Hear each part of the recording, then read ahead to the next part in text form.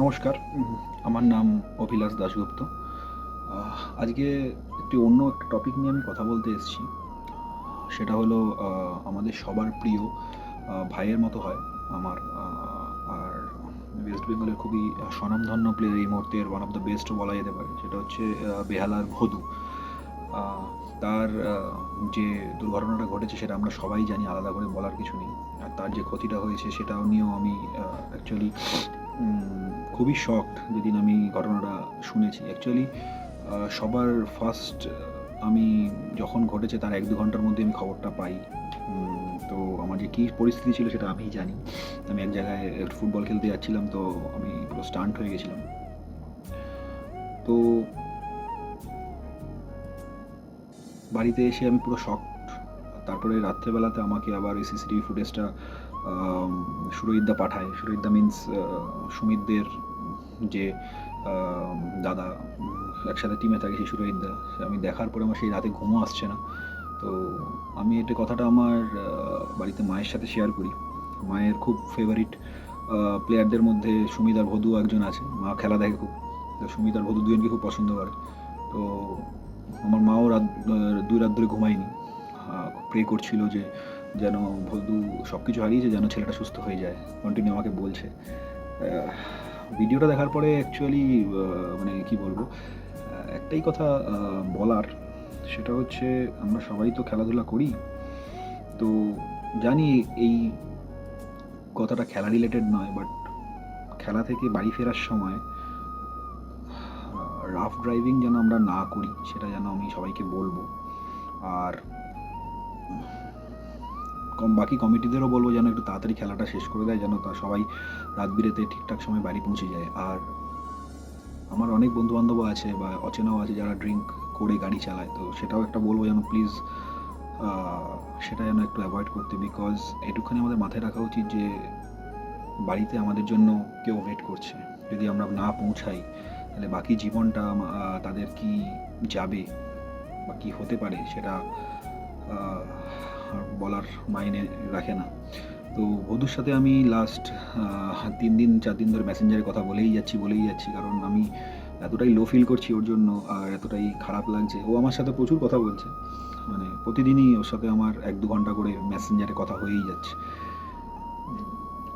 তো কী কথা হচ্ছে সেগুলো তো পার্সোনাল, আমি ছাড়লাম। ওর দুঃখ শেয়ার করছে আর আমি অফিসে ঠিকঠাক কাজও করতে পারছি না। আরেকটা কথা বলার আমি বলবো যে অ্যাকচুয়ালি এটা আমি মানে অনেক দিনই ফিল করেছি, বাট বলিনি কোনো দিনও। সেটা হচ্ছে প্রত্যেকের লাইফে, সিনিয়র হোক জুনিয়র হোক, প্রত্যেকের থেকে শেখা উচিত। তো এই কথাটা যেমন আমরা জানি, তো আজকে ডেটে আমি বলবো যে আমি আমার একজন জুনিয়রের কাছ থেকে অনেক কিছু শিখলাম, শেখা উচিত যেরকম। সেটা হচ্ছে সুমিতকে আমি সামনাসামনি কোনোদিনও বলিনি, বাট আমি এটা বলতে বাধ্য হচ্ছি, বধূর সাথেও শেয়ার করেছি। প্রত্যেকের লাইফে সুমিতের মতো একজন বন্ধু পাওয়া খুব দরকার। মানে বধূ খুব লাকি যে সুমিতের মতো একজন বন্ধু সে পেয়েছে। প্রত্যেক বন্ধুই থাকে প্রত্যেকের লাইফে, বাট এত খারাপ সময় এইভাবে মানে প্রবলেম সলভ করা বা পাশে দাঁড়ানো সুমিতের কাছ থেকে শেখা উচিত। হ্যাটস অফ সুমিতকে। মানে ওর প্রতি আমার রেসপেক্ট আরও বেড়ে গেছে। ভালো প্লেয়ার তো কেউ হবে, কেউ না হবে, বাট মানুষ হিসাবে মানে টেরিফিক। শুধু সুমিতকে বলাটা অ্যাকচুয়ালি উচিত হবে না, ওদের টিমের প্রত্যেকজন ছেলে, ভিকু থেকে শুরু করে, শান্তনু থেকে শুরু করে, ঝন্টুদা থেকে শুরু করে, সায়ন, বুম্বা, প্রত্যেককে আমি দেখেছি। বার্থডে, কুনাল, প্রত্যেকে আছে, বাট সুমিত ওদের মানে মেন ক্যাপ্টেন্সিটা করে, মানে লিডিং ফ্রম দ্য ফ্রন্ট। তো এই বিপদের সময় সুমিত যেভাবে বধূর পাশে এসে দাঁড়ালো, এরকম সুমিতের মধ্যে একজন বন্ধু প্রত্যেকের লাইফে থাকা দরকার। তো বড় হয়ে ওর থেকে আমি এই জিনিসটা মানে শেখা উচিত সবারই। আমিও অবশ্যই শিখেছি। তো আলাদা করে বধূর সাথে আমি বলেছি যে তুই খুব লাকি যে তোর লাইফে সুমিতের মতো একজন বন্ধু তুই পেয়েছিস। তো তোদের বন্ধুত্ব সারা জীবন এরকমই থাক। আর বধূর দ্রুত রিকভারি আমরা কামনা করছি। ও আমি আপনাদের জানিয়ে রাখি, ও আস্তে আস্তে সুস্থ হয়ে উঠছে। ওর আরও দরকার আপনাদের হেল্প। আচ্ছা, আরেকটা কথা বলি, আমি রিসেন্টলি একটা ভিডিও দেখছিলাম। সেইখানে একজন স্বনামধন্য ক্রিকেটার প্রিন্স হেল্প চাইছে বধূর হয়ে। সেখানে একজন নিচে কমেন্ট করেছে, দেখলাম যে আপনারা তো এত টাকা কামান, আপনারা কেন হেল্প চাইছেন, আপনারাই তো হেল্প করতে পারেন।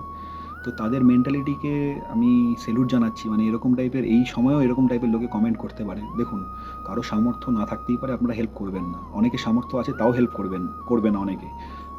মানছি, ইচ্ছা হলে করবেন হেল্প, ইচ্ছা না হলে করবেন না। আপনাদের কিছু পয়সার জন্য বধূর মানে ট্রিটমেন্ট আটকে থাকবে না, কিন্তু এমন কোনো কমেন্ট করবেন না যেন যারা চলে গেছে তাদের অভিশাপ আপনাদের কুড়াতে হয়। পয়সা দিয়ে হেল্প নাই করতে পারেন, চেষ্টা করবেন ছেলেটা যেন আপনাদের আশীর্বাদে সুস্থ হয়ে ওঠে, সেই প্রেটুকু অ্যাটলিস্ট করবেন।